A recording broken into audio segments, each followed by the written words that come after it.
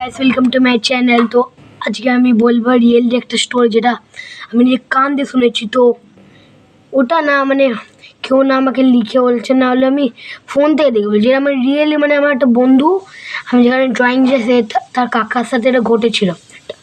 তো আমি এক্ষুনি ড্রয়িং ক্লাস থেকে আসছি, তো আমি ভাবছিলাম যদি ও বলছে তো এই কথা আপনাদের শেয়ার করে নিই, তাহলে আপনার জেনে যাবে যদি।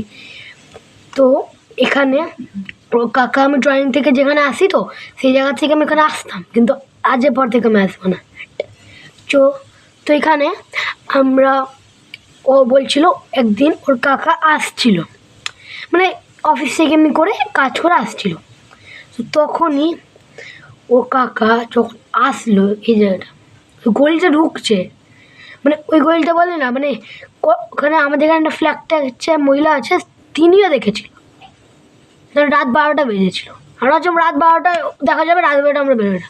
বাট আজই আমি জানলাম যে 10টার মধ্যেও আছে। তো আজকে আমরা বেরিয়েছিলাম, ও বন্ধু নাম অন্ত, তো সে বলছে যে রাত 10টার মধ্যে ওর কাকা দেখেছে। মানে ভাবুন, তো ক্রিপি। আর আমরা তো আসি রাত 10টার মধ্যে ড্রয়িং করে, মানে ভাবুন।